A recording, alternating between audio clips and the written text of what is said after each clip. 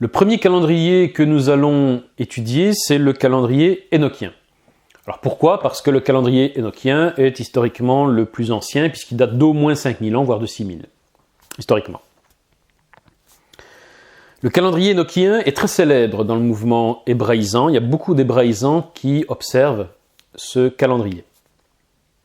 Pourquoi ? Bien parce que, étant décrit dans le livre d'Enoch, qui est le 7e homme depuis Adam, comme c'est écrit, ainsi que dans le livre des Jubilés, qui a été découvert parmi les manuscrits de Qumran, ce calendrier a l'avantage de la plus grande ancienneté, comme je l'ai dit, au moins 5000 ans, voire plus. Or, le principe servant de base à notre restauration nazaréenne moderne, plus c'est ancien, plus c'est correct, fait clairement pencher la balance en sa faveur. Mais le second principe pilotant notre restauration, c'est-à-dire on fait comme notre maître, change absolument tout. C'est-à-dire que selon notre premier principe, plus c'est ancien, plus c'est correct, effectivement, Enoch étant le plus ancien, il est forcément le plus correct des calendriers. Mais notre deuxième principe, on fait comme notre maître, change parfois la donne, parce que notre maître n'a pas forcément fait ce qui était le plus ancien, pour différentes raisons. Et donc ça change tout. Et donc en tant que nazaréen, le fait de savoir que le calendrier énochien est le plus ancien historiquement ne nous suffit pas. On doit aussi déterminer si c'est le calendrier qui a été utilisé par Maran Yeshua. Si c'est le cas, alors il n'y a pas de problème, c'est notre calendrier. Si ce n'est pas le cas, eh bien c'est pas notre calendrier, même si c'est le plus ancien. Le livre d'Enoch raconte la venue sur terre d'un groupe d'anges descendus des cieux, ayant pris forme humaine pour s'accoupler avec des femmes humaines. Donc, Enoch chapitre 6, et ce passage est parallèle avec Genèse chapitre 6. Ensuite, Enoch donne une prophétie qu'il a reçue avant l'arrivée de ces anges. Ça c'est important, la chronologie. Donc avant la venue de ces anges, Enoch a reçu une prophétie qui dit ceci. Dans Enoch chapitre 39 verset 1. Dans ces jours-là, la race sainte et bénie descendra des hauteurs des cieux, et sa génération habitera avec les fils des hommes. La phrase « dans ces jours-là » signifie quand cette descente aura eu lieu, quand la descente de ces anges aura eu lieu. Enoch poursuit avec les révélations qu'il a reçues avant cette descente. Enoch a reçu avant que la descente des anges ait eu lieu, il a reçu un certain nombre de révélations au sujet du soleil et de la lune, notamment. Il dit ceci au chapitre 41, versets 5 à 9. Selon certaines versions, il y a d'autres versions, c'est versets 4 à 7, versets 4 à 7 ou versets 5 à 9, ça dépend des versions. Je vis également les chambres du soleil et de la lune, où ils prenaient naissance, leur commencement, leur glorieux retour. Comme l'un est plus brillant que l'autre, leur progrès éclatant sur leur orbite invariable, et ils n'ajoutent pas ni ne retranchent à leur orbite, et ils conservent leur obéissance d'après le serment qui les lie. En premier, le soleil s'élance et traverse son sentier selon l'ordre d'Adonai des armées, et que son nom est puissant dans tous les siècles. Ensuite, je vis le sentier de la lune, tant sa partie cachée que sa partie visible, le parcours de son sentier aussi bien de jour que de nuit, chacune l'une opposée à l'autre, tourner ses regards vers Adonai des armées. Il l'exalte et le loue sans interruption, d'autant plus que louer est pour eux comme un temps de repos.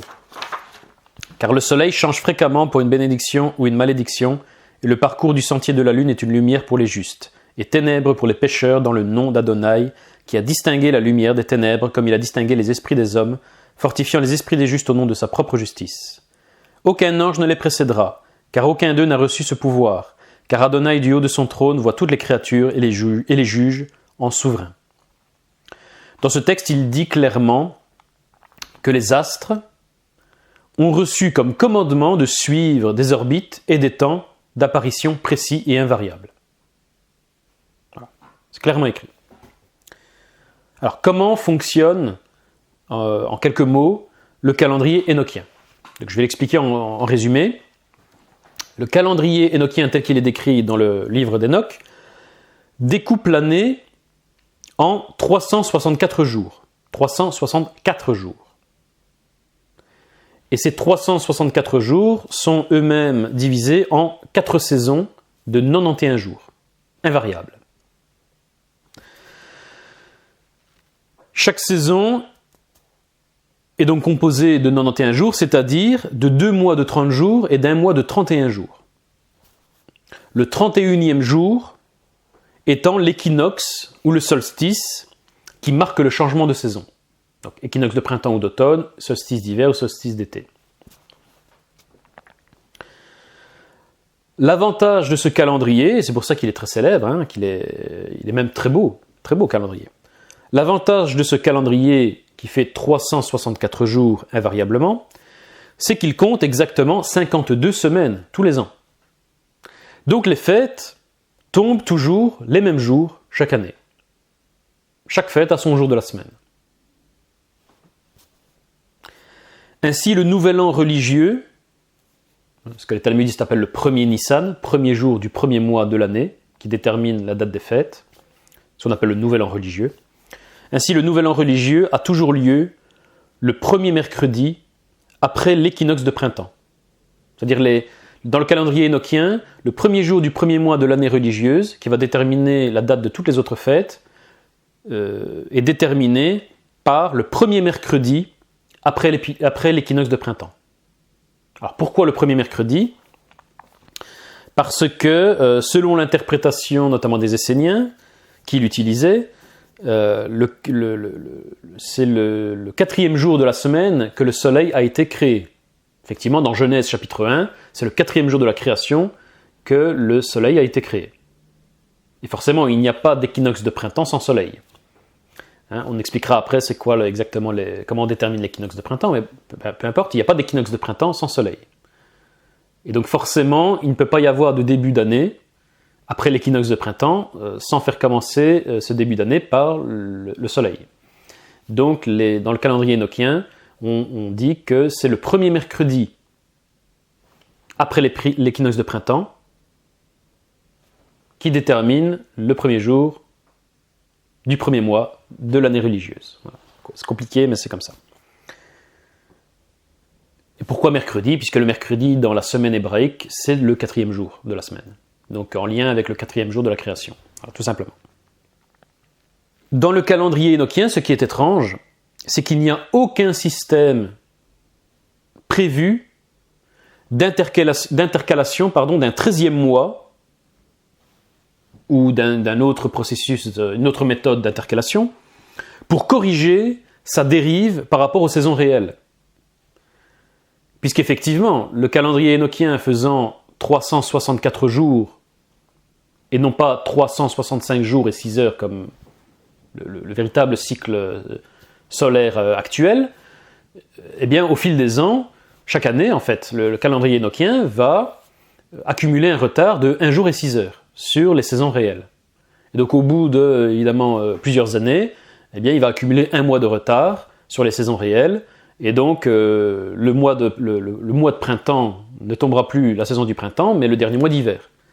Et après plusieurs années, ce sera 2 mois de retard. Et donc le printemps n'aura plus lieu au printemps, mais 2 mois avant, en plein hiver. Vous voyez le problème. Et il n'y a aucune méthode de correction prévue dans le livre d'Enoch. Ce qui paraît vraiment très étrange. En réalité, l'absence de cette méthode de correction n'est pas étrange du tout quand on continue à creuser dans le livre d'Enoch.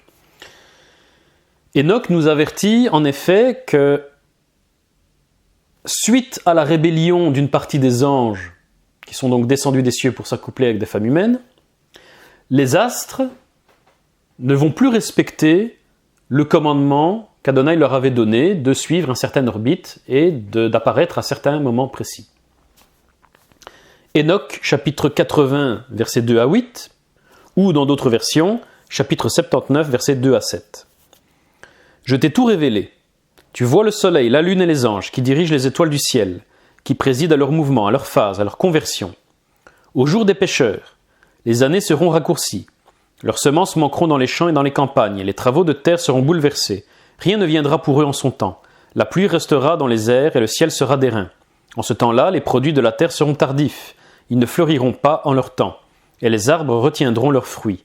La lune changera son cours, elle n'apparaîtra pas en son temps. Le ciel brûlant et sans nuages sera visible, et la stérilité s'étendra sur la face de la terre. Des météores sillonneront le ciel, car beaucoup d'étoiles, se détournant de leur course accoutumée, erreront dans l'espace, et les anges qui les régissent transgresseront le commandement, et elles changeront leur orbite et leur œuvre, et n'apparaîtront pas en leur saison. On voit bien dans ce passage que, suite à la rébellion des anges, un certain nombre d'astres, d'étoiles, la lune, le soleil, qui étaient gérés, administrés par certains de ces anges, vont commencer à changer leur orbite et à apparaître à des moments qui n'étaient pas prévus au départ. Ils vont changer leur cycle.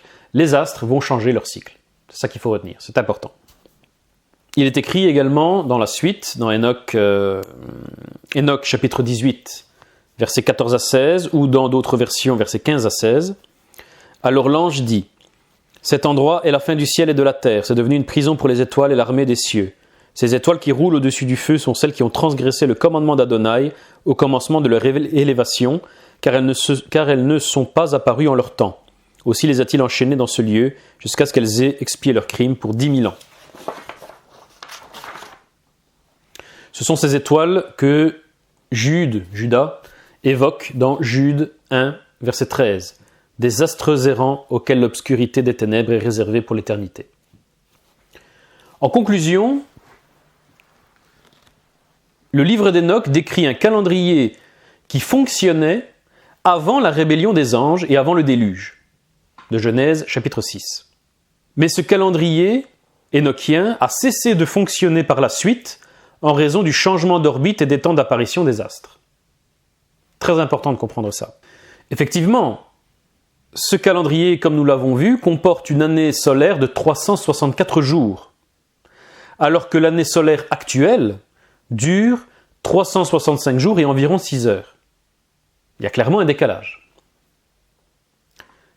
Enoch chapitre 73, versets 11 à 13 dit ceci. « Et dans ces jours, à chaque 5 années, on ajoutera 30 jours, parce qu'ils sont en plus dans l'année solaire. Et tous les jours qui appartiendront à une de ces 5 années seront au nombre de 364. Il y aura en plus 6 jours pour chacune d'elles, de manière à former un mois supplémentaire de 30 jours. Le mois lunaire est plus court que le mois solaire et sidéral. Du reste, c'est elle qui règle les années, de la manière qu'elle ne varie pas d'un seul jour et se compose invariablement de 364 jours. » Donc à l'époque d'Enoch, l'année durait bel et bien 364 jours. Et il dit de façon invariable. Voilà. Or, ce n'est plus du tout le cas aujourd'hui, très clairement, c'est plus du tout le cas aujourd'hui. Donc le calendrier énochien est clairement le calendrier du début de la création. C'est clairement le calendrier du commencement de la création. Et le redeviendra probablement, très probablement, à la fin des temps, lorsque toute la création sera restaurée. Puisque ce dérèglement du cycle des astres a été causé par la rébellion d'une partie des anges. Lorsque la création au retour du Mashiach sera totalement restaurée, on peut supposer que très probablement les astres reprendront leurs cours normaux et donc que l'année retrouvera ses 364 jours comme au début de la création, et donc que le calendrier énochien redeviendra le calendrier de la création. Voilà. Mais en attendant le jour de la restauration, ce calendrier n'est plus du tout en phase avec l'état actuel des choses, plus du tout. Et donc le calendrier énochien ne peut pas être utilisé par les Nazaréens pour les raisons suivantes. Premièrement, il transgresse la première exigence qui est d'utiliser les cycles réels du soleil, de la lune et des étoiles, puisqu'il utilise une fausse année de 364 jours. En effet, nous avons vu que la mitzvah nous oblige à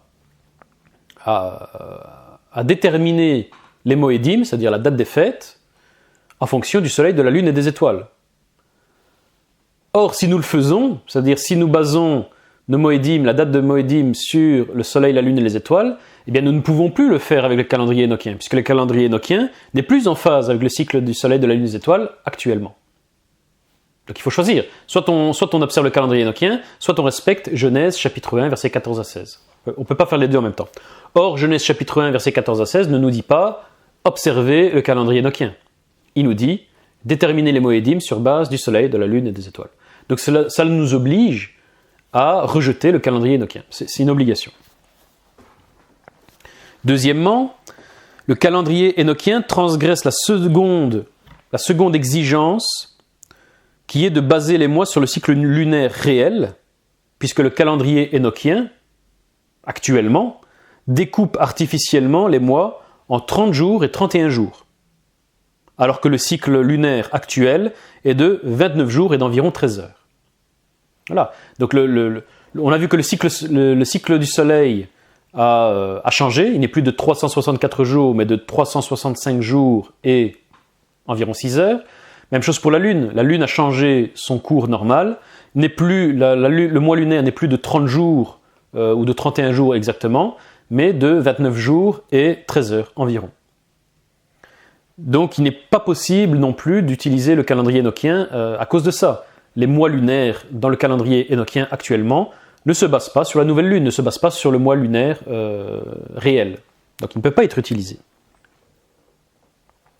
Mais à son époque, le calendrier énochien respectait les cycles astronomiques, les cycles astronomiques.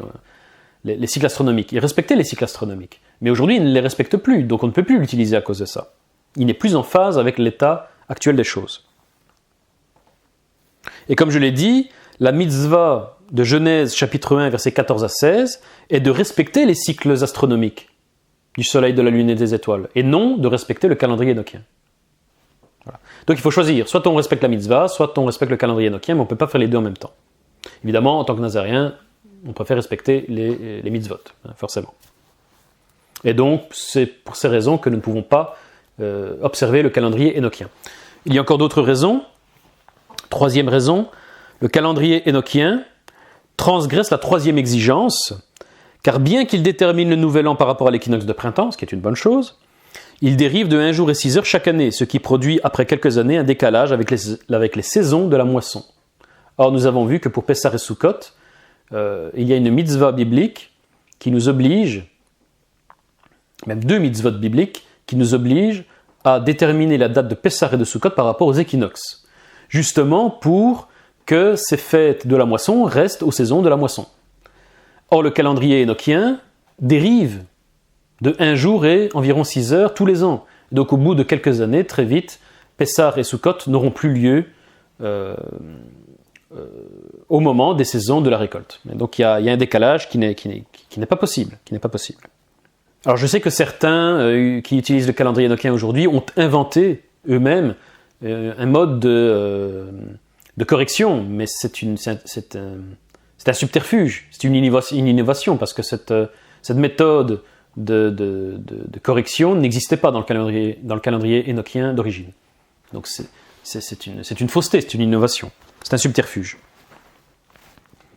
Quatrième raison pour laquelle les nazaréens ne peuvent pas utiliser le calendrier énochien actuellement, c'est qu'il transgresse le principe nazaréen d'être le calendrier utilisé par notre maître Yeshua. Comme je l'ai dit précédemment, pour un nazaréen, l'important, c'est le calendrier que son maître a utilisé.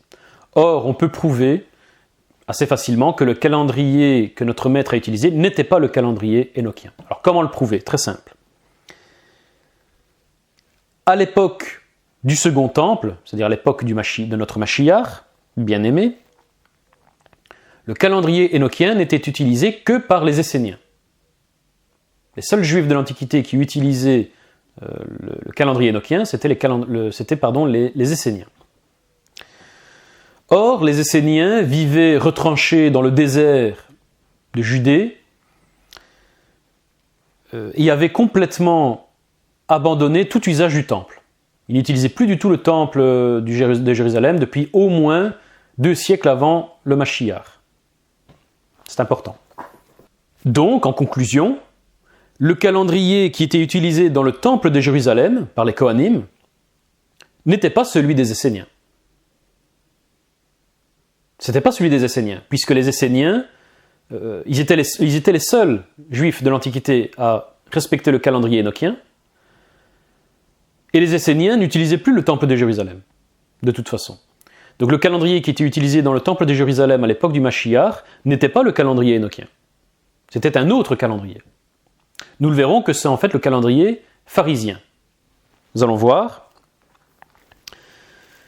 En effet, bien que le temple de Jérusalem fut, à l'époque du Mashiach, géré par la secte des Sadducéens, et non par les pharisiens, les Sadducéens se rangeaient toujours à la position des pharisiens par crainte du peuple, parce que le peuple était à l'époque majoritairement pharisien. En effet, les Sadducéens, c'était une secte aristocratique, c'était les riches qui étaient Sadducéens. Le peuple, dans sa très très grande majorité, était pharisien. Et donc par crainte, comme toute élite, toutes les élites riches ont peur du peuple, ont peur de la révolte populaire, puisque le peuple est plus nombreux, donc s'ils se révoltent, les riches perdent leurs privilèges.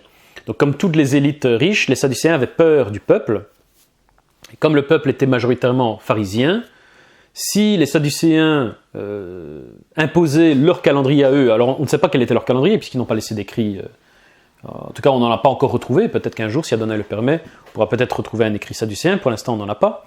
Donc on ne connaît pas le calendrier sadducéen exactement, mais s'ils avaient imposé leur calendrier à eux, si ce calendrier était différent de celui des pharisiens, ce qui est très probable, s'ils avaient imposé leur calendrier à eux, au temple de Jérusalem et donc à l'ensemble de la population judéenne antique, israélite antique plus précisément, parce que judéenne ça peut être une simple province, alors qu'il y en avait plusieurs, il y a plusieurs provinces, il y avait les Galiléens, les Samaritains, etc.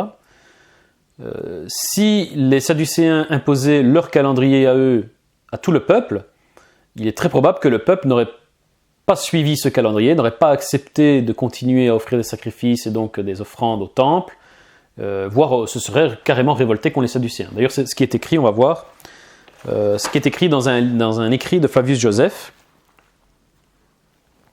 Flavius Joseph, je rappelle, c'est un historien pharisien du 1er siècle. Il a vécu à la même époque que les apôtres. Il était pharisien et il écrit ceci dans son livre Antiquité judaïque, livre 18, chapitre 1, paragraphes 3, 4 et 5.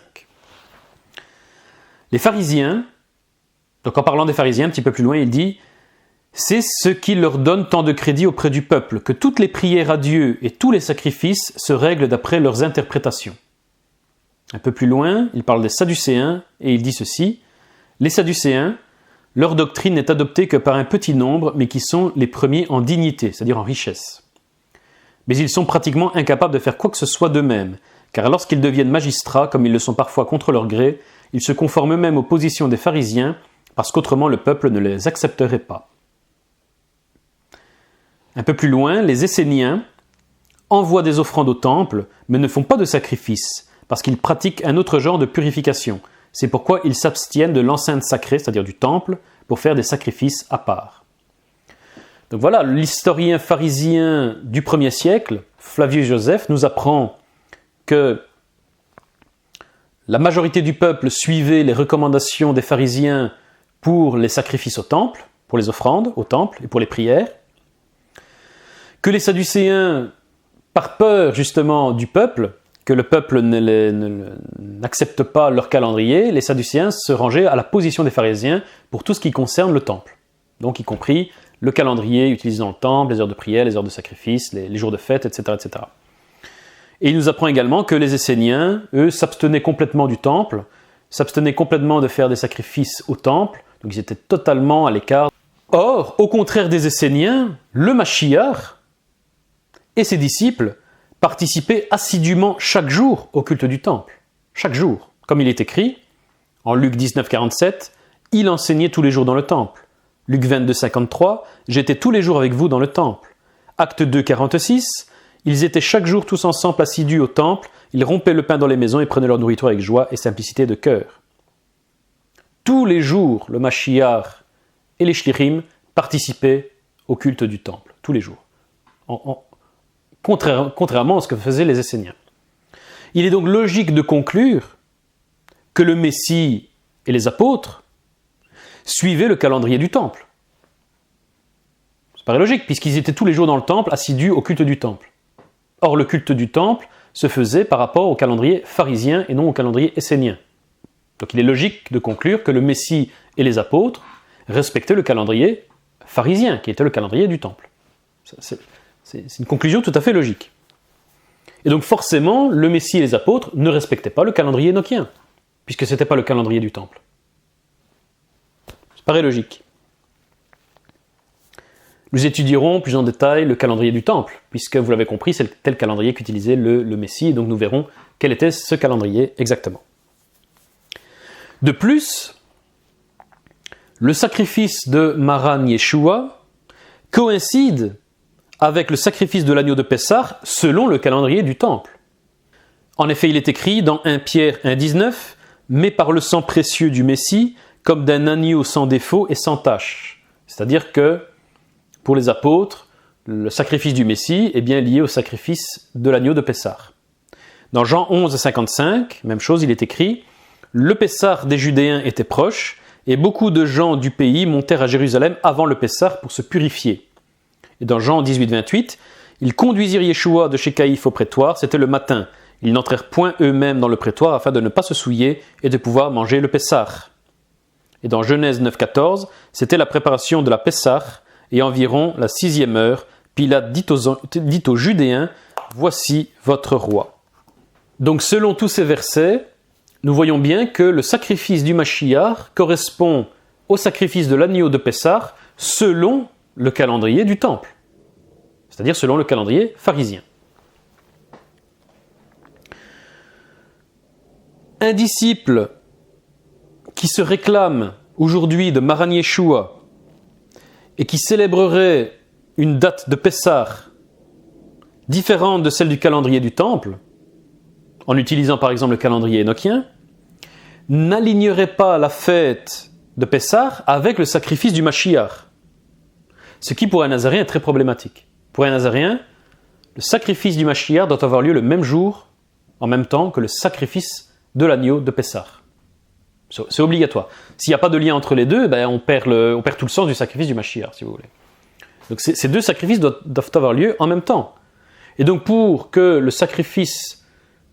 la célébration de Pessah, en commémoration du sacrifice du Mashiach, ait lieu en même temps que le sacrifice de l'agneau de Pessah, il faut absolument déterminer la fête de Pessah en utilisant le calendrier du Temple, c'est-à-dire le calendrier pharisien de l'Antiquité, et non le calendrier énochien ou un autre calendrier. Parce que sinon, il y a un décalage entre le sacrifice du Mashiach et le sacrifice de Pessah, et donc il n'y a plus de lien entre le sacrifice du Mashiach et la fête. Ce qui est grave pour un Nazaréen, ce qui est très grave.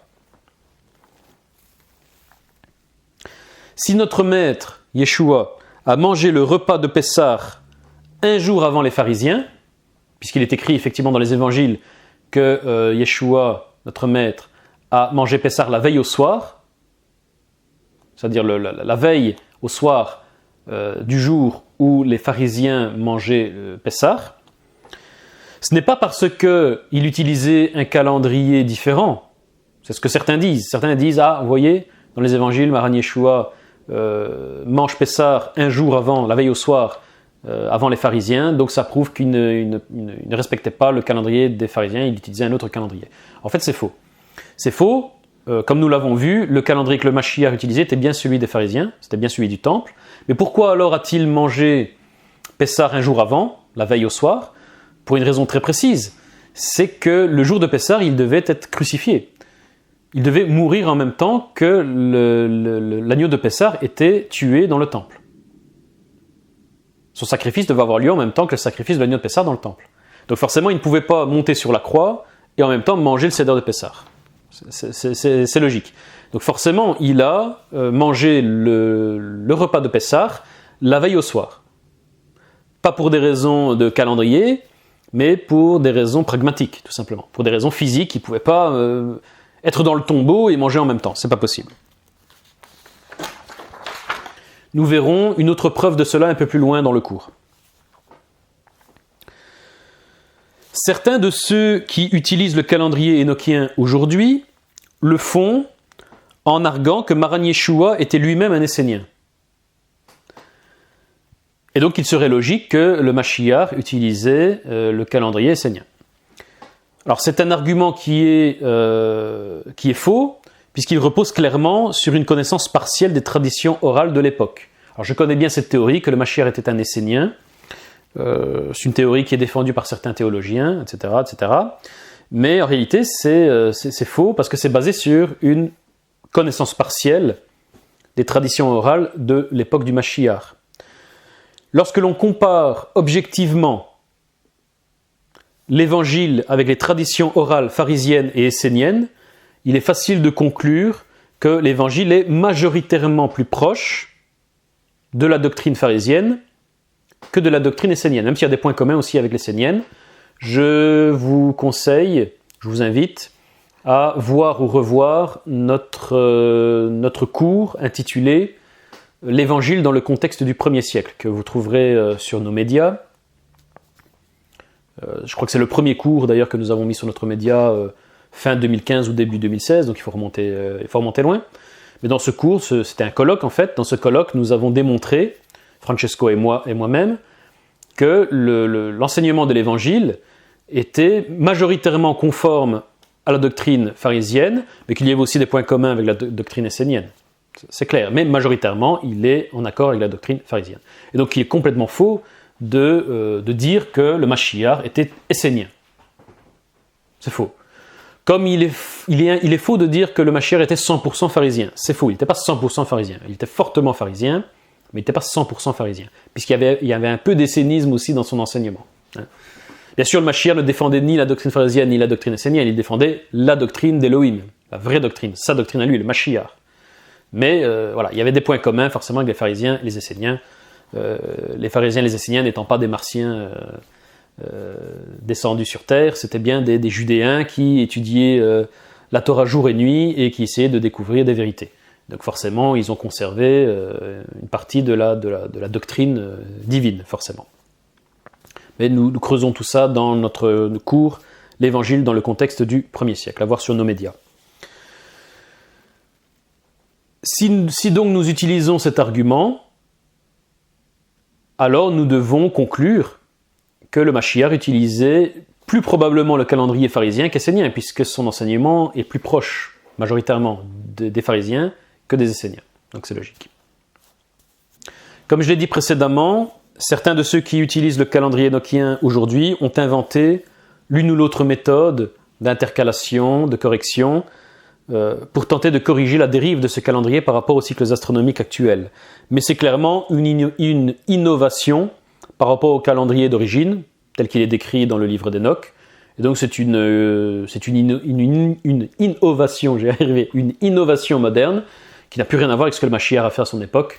Donc de toute façon, quoi qu'il arrive, même si le Mashiach avait utilisé le calendrier énochien, ce qui n'était pas le cas, il n'aurait pas utilisé cette méthode d'intercalation récente, et donc ça n'a aucune valeur en fait. Un nazaréen ne peut pas utiliser cette méthode. C'est tout pour le calendrier énochien. Nous allons passer maintenant au deuxième calendrier hébreu historique, qui est le calendrier d'Éléphantine.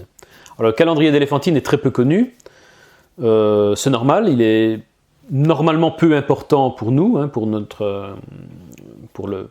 calendrier, mais certains hébraïsants l'utilisent pour défendre une certaine méthode de détermination du nouvel an religieux, qui est complètement fausse. Mais donc, je suis obligé d'en parler, d'évoquer ce calendrier pour résoudre ce problème, pour corriger cette erreur. Ce calendrier, le calendrier d'Éléphantine, est évoqué dans ce qu'on appelle les papyrus d'Éléphantine. Les papyrus d'Éléphantine, c'est une collection de manuscrits judéens datant du 5e siècle avant notre ère. 5e siècle avant l'ère moderne. Ces papyrus proviennent d'une garnison militaire judéenne stationnée sur l'île d'Éléphantine en Égypte. Pour être très précis.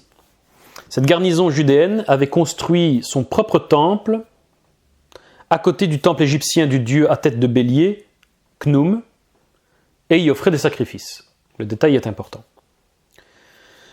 Mais les prêtres de Khnum, prêtres égyptiens de Khnum, excédés de voir leur dieu bélier être ainsi sacrifié, puisque le sacrifice de l'agneau de Pessah, se révolteront contre les Judéens et détruiront le temple de ces Judéens. Mais il sera tout de même rebâti quelques années plus tard. Et à une certaine époque, il sera totalement détruit, et aujourd'hui, il ne reste même plus les ruines. Sur l'île d'Éléphantine d'Égypte, on peut toujours voir aujourd'hui les ruines du temple de Khnum. Par contre, on ne voit même plus les ruines du temple des Judéens.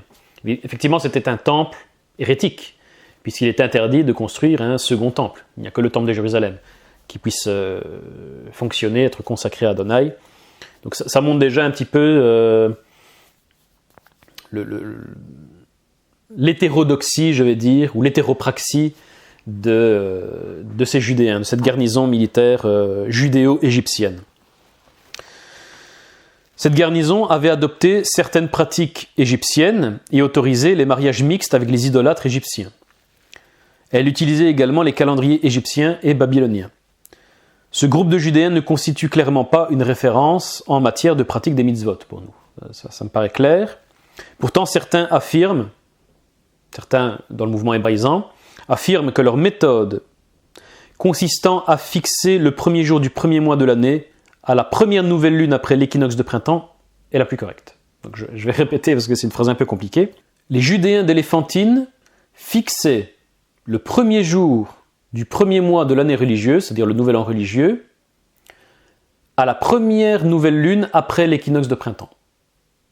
Et donc certains hébraïsants disent que ces papyrus prouvent que c'était la méthode que les Hébreux de l'Antiquité utilisaient pour déterminer le nouvel an religieux, et donc que c'est la méthode biblique, et donc que c'est celle-là qu'il faut utiliser. Mais il existe un document qui prouve le contraire, qui prouve que c'est faux. Ce document est appelé le papyrus pascal. Il fait partie des papyrus, de la collection donc des papyrus d'Éléphantine.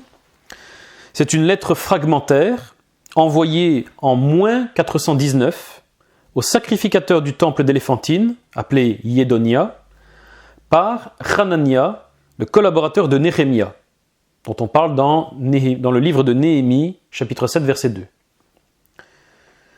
Hanania, collaborateur de Néhémia, donc envoie cette lettre à Yédonia, le sacrificateur du temple d'Éléphantine, pour le convaincre de respecter les dates correctes de Pessah et des pains sans levain. En effet, jusque-là, les Judéens d'Éléphantine fixaient la date de Pessah par rapport au début des moissons égyptiennes. Encore une fois, rappelez-vous, Pessah, c'est une fête de moisson. Et donc les Judéens d'Éléphantine vivant en Égypte déterminaient la date de Pessah par rapport aux récoltes égyptiennes. Le problème, c'est que c'est faux par rapport au calendrier de Jérusalem. C'est faux. Et donc voici ce que dit cette lettre, écrite donc par la main de Hanania en moins 419. À mes frères Yédonia et ses collègues de la garnison juive, votre frère Hanania, que Dieu cherche le bien-être de mes frères en tout temps. En cette année, la 5e année du roi Darius a été envoyée par le roi à Arshama. Alors Arshama, pour note, c'est le gouverneur perse d'Égypte, puisque à l'époque où nous parlons, il faut relire les livres de Néhémie et d'Ezra, à l'époque où nous parlons, la Judée ainsi que l'Égypte étaient sous l'Empire perse, étaient dans l'Empire perse. Donc je reprends, il y a un texte manquant, puisque c'est une lettre fragmentaire, je le rappelle. Ensuite, maintenant, comptez donc 14 jours en Nissan, et au 14e jour au crépuscule, observez le Pessah, et du 15e jour jusqu'au 21e jour de Nissan, observez la fête des pains sans levain. 7 jours, mangez des pains sans levain. Soyez purs et prenez garde. Ne travaillez pas le 15e jour et le 20e jour de Nissan. Ne buvez pas, texte manquant, et ne mangez rien avec du levain, et qu'on n'en trouve pas dans vos maisons depuis le 14e jour de Nissan au coucher du soleil, jusqu'au 21e jour de Nissan au coucher du soleil. Apportez dans vos chambres le levain qui se trouve dans vos maisons et scellez-le pendant ces jours. Texte manquant. À mes frères Yédonia et ses collègues de la garnison juive, votre frère Hanania, fils de... Texte manquant. Il est donc clair que ces Judéens ne respectaient pas exactement le calendrier du temple de Jérusalem et que leur méthode pour déterminer le premier jour de l'année comme étant la première nouvelle lune après l'équinoxe de printemps est incorrecte. Parce que si c'était correct, alors leur date de Pessah aurait été bonne. Si c'était correct, leur date de Pessah était bonne. Or, on voit bien que ce n'était pas correct, puisqu'ils se font remonter les bretelles par les autorités de Jérusalem, et donc leur méthode pour déterminer le nouvel an religieux est donc fausse, tout simplement, est donc fausse. À noter que cette lettre prouve que les autorités judéennes du 5e siècle avant Maran Yeshua considéraient que le repas de Pessah avait lieu le 14 au soir et non le 13 au soir. Souvenez-vous, précédemment, je vous ai dit j'allais vous donner une autre preuve que le repas de Pessah, normalement, se prend le 14e jour du premier mois de l'année, c'est-à-dire le 14 Nissan, pour reprendre le vocabulaire pharisien, le 14 Nissan au soir, et non pas le 13 au soir, comme l'a fait Yeshua. Et donc il est écrit ceci. Donc c'est ce que nous avons lu, mais je le reprends. Maintenant, comptez donc 14 jours en Nissan, et au 14e jour au crépuscule, c'est-à-dire au coucher du soleil, observez le Pessah, et ne mangez rien avec du levain, et qu'on ne trouve pas dans vos maisons depuis le 14e jour de Nissan au coucher du soleil, jusqu'au 21e jour de Nissan au coucher du soleil. Donc, selon ce passage, le repas de Pessah a donc lieu au 14e jour au crépuscule, c'est-à-dire au coucher du soleil, et le 14e jour de Nissan au coucher du soleil doit être compris de la même façon que la phrase « le 21e jour de Nissan au coucher du soleil », c'est-à-dire le jour même au soir et non la veille au soir. C'est-à-dire le 14e jour au coucher du soleil, ce n'est pas le 13e jour au coucher du soleil, puisque on pourrait dire « oui, mais les fêtes ou les jours commencent la veille au soir », ce qui est vrai. Mais ici, quand il parle du 14 Nissan au coucher du soleil, il ne parle pas de la veille au soir, le 13 Nissan. Il parle bien du 14 Nissan au soir. Sinon, quand il parle du 21e jour au soir, il faudrait conclure qu'il parle du 20e jour au soir. Mais alors, ça ne serait plus correct, parce que ça voudrait dire que le 21e jour, on pourrait manger du levain. Ce qui est faux.